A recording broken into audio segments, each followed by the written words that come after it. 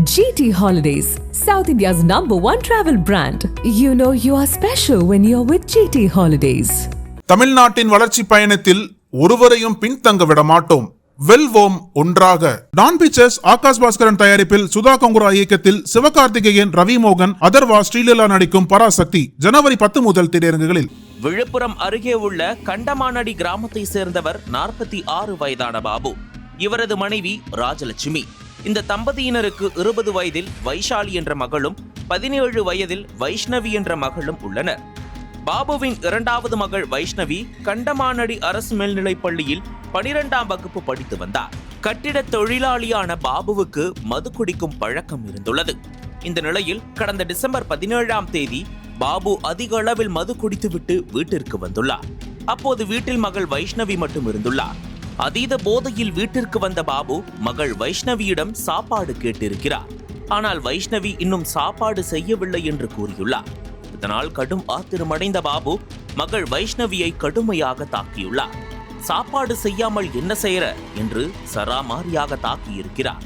இருப்பினும் ஆத்திரம் குறையாத தந்தை பாபு மகள் என்று கூட பார்க்காமல் வைஷ்ணவியின் தலைமுடியை பிடித்து இழுத்து சுவரில் மோதியுள்ளார்.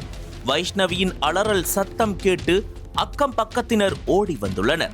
அங்கு இரத்த காயங்களுடன் உயிருக்கு போராடி கொண்டிருந்த மாணவி வைஷ்ணவியை மீட்ட அவர்கள் விழுப்புரம் அரசு மருத்துவமனைக்கு சிகிச்சைக்காக அனுப்பி வைத்தனர். அங்கு அவருக்கு தீவிர சிகிச்சை அளித்து வந்தனர். இதனிடையே தாய் ராஜலட்சுமி பாபு மீது விழுப்புரம் தாலுகா காவல் நிலையத்தில் புகார் கொடுத்தார். அதன் பேரில் கொலை முயற்சி வழக்கு பதிவு செய்த போலீசார் பாபுவை கைது செய்து விசாரணை நடத்தி வந்தனர். இந்த நிலையில்தான் மருத்துவமனையில் சிகிச்சை பெற்று வந்த வைஷ்ணவி 26 நாட்களுக்கு பிறகு ஜனவரி 11ஆம் தேதி காலை உயிரிழந்துள்ளார். இதையடுத்து கொலை முயற்சி வழக்கை கொலை வழக்காக மாற்றிய விழுப்புரம் தாலுகா போலீசார் அவரிடம் தொடர்ந்து விசாரணை நடத்தி வருகின்றனர். சாப்பாடு போடாததால் பெற்ற மகள் என்று கூட பார்க்காமல் குடிபோதையில் தந்தையே அடித்து கொலை செய்த சம்பவம் விழுப்புரத்தில் பெரும் சோகத்தையும் அதிர்ச்சியையும் ஏற்படுத்தியிருக்கிறது.